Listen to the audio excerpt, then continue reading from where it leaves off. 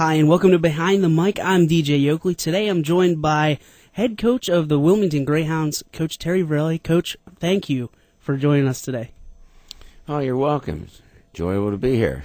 All right. First, I want to ask you, a question about what it was like when you first got to Wilmington, and what the team was like when you took over.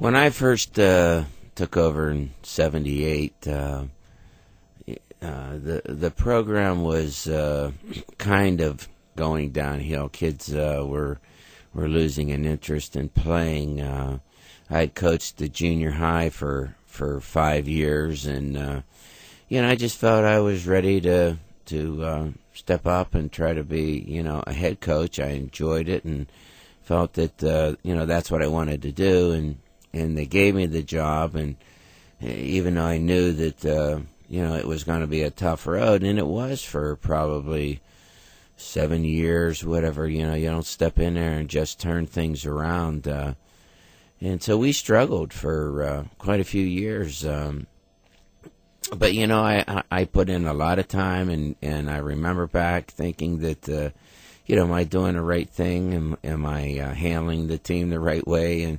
And so on. And, eventually, we turned it around and started to win football games. And, I coached the same way. You get a lot wiser as you go along. And, always kept putting in time, always kept, trying to find new things and go to clinics. And, it was kind of my life, and I put that much time in it. And I think I grew as a coach. And, you get kids believing in you, coaches believing in you, and then the system starts to come together, and they start clicking, start winning, and I think that's probably where it's evolved to this point.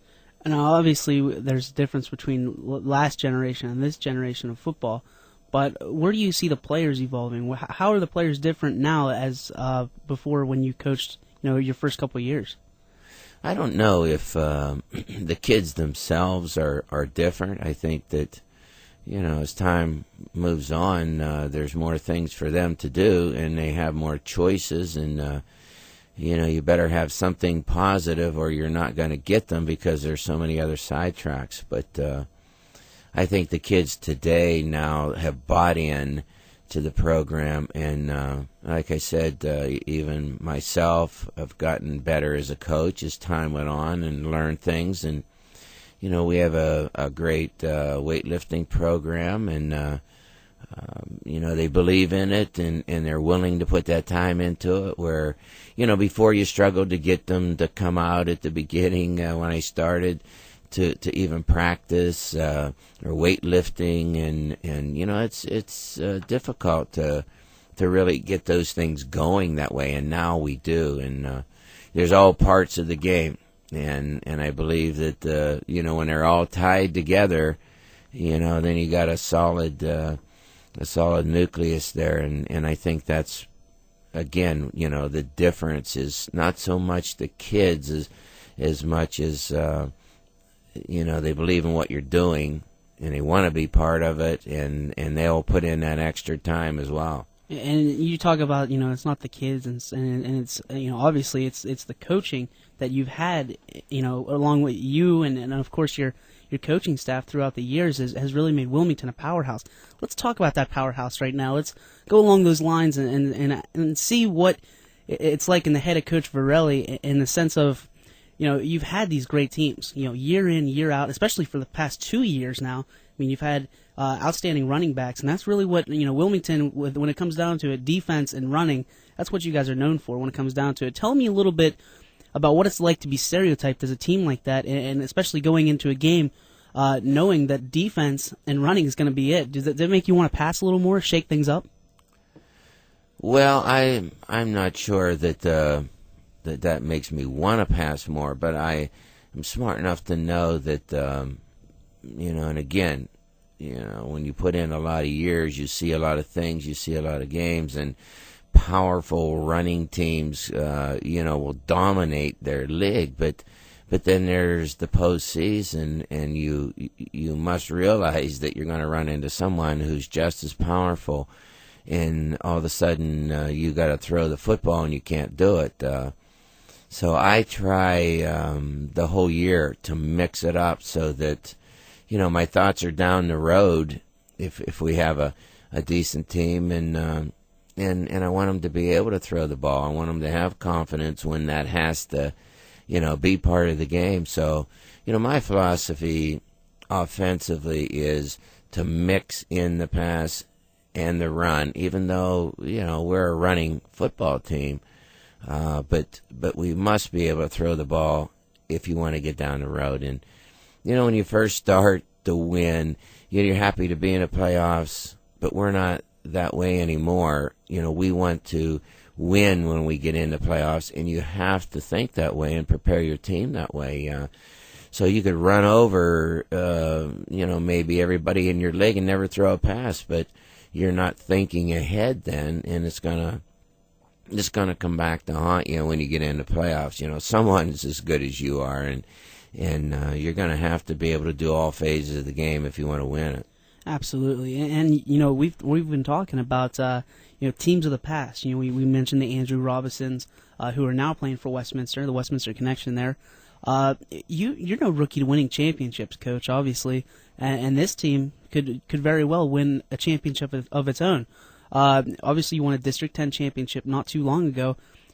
Where do you see this team right now with the Jake Rivers, the Chris Burns, David Brunos, as in comparison to the teams that you've had in the past?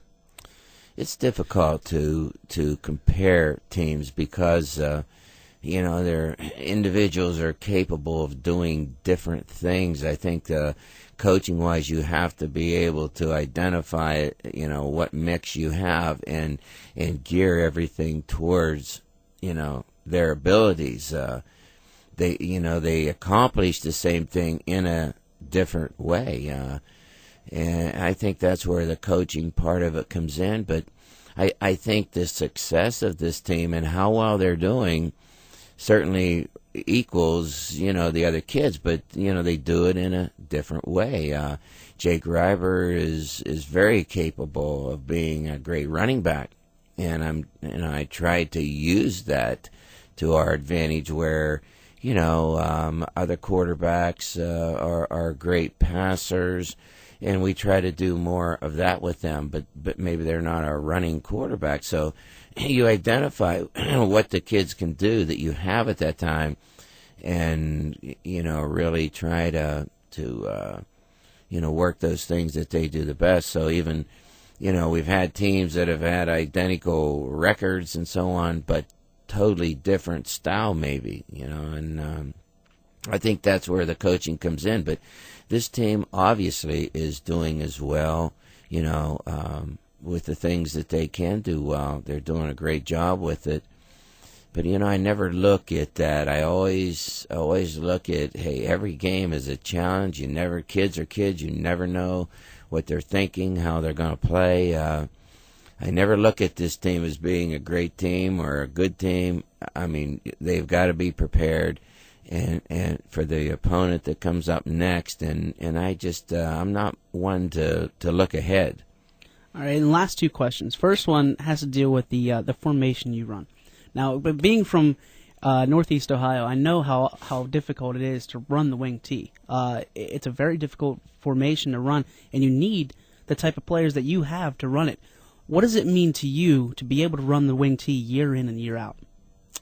Oh, it was back in '84 when I first started running the wing T. It was kind of like, as a coach, you're always searching. You always have your eyes open for something better if you want to be, a better football team. And when I saw it, I knew right away that's what I wanted to do. That's the offense I wanted to run. And we for years ran the traditional Delaware wing T, but then everyone started to run it, and we would play in a 10 game schedule, maybe 7 teams that ran a wing T, and you start to then figure out the opponents, how to defend it better, because you play against it every week, just about. And so we've over the years I've just evolved it into the coaches like to call it the Verelli wing tee. It's modified, you might say, and I'm just always digging, always looking for something that fits in to the wing tee. It's not traditional Delaware that we ran for years, but yet it's the formation and the blocking system and more or less the philosophy of the wing tee. But I've added my own little thing that I've picked up that I think fits into it. So it's a little different, and you need something a little different to keep people off guard. So that's what we've done. But it is complicated. We laugh at times when we played city teams, and we would say, boy, I'd like to see them down there trying to run our offense against their defense, because they're just I teams or whatever, and that's very difficult to simulate if you don't run the wing tee. But I think it's the offense. I just think that it's your coaching technique and so on.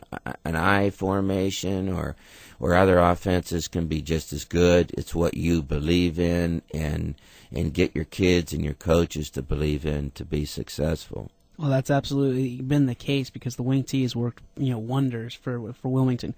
Last question. I've been avoiding it. I don't want to put you on the spot. I don't want to jinx you. Obviously, as we sit here in the booth right now, win number 199 just under your belt. 200s right there, Coach. And obviously, you gotta have it at least in the back of your mind. And some of the coaches that have eclipsed the 200 mark, they've been great coaches. What is it going to mean for you to be in that category with some of those coaches? I'm not one to think about those kind of things. I'm, my coaches, they get on me too, and I tell them I'm a tunnel vision guy.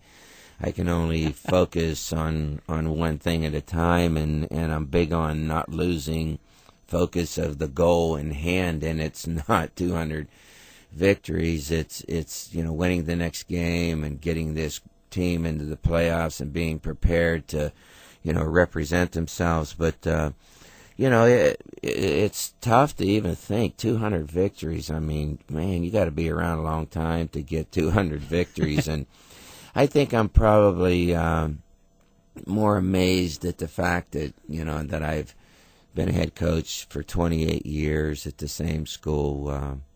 I think to coach 28 years or longer, there must be something special about you, or there's something wrong with you, one or the other, and I'm not sure which one, I fit into. But, you have to be proud that, you're involved with the system, that long, and you can reach a pinnacle like that.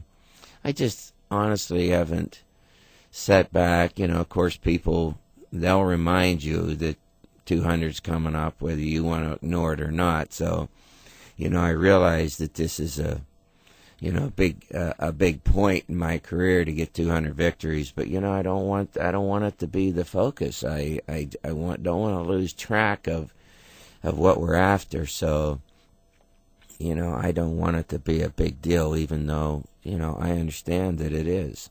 And certainly, we know what you're after, Coach, and that's a state championship. It's been a pleasure and an honor having you in the studio today. I just want to thank you. Well, thanks for inviting me. No problem. Hey, this has been Beyond the Mic. I'm DJ Yokley. Have a good day.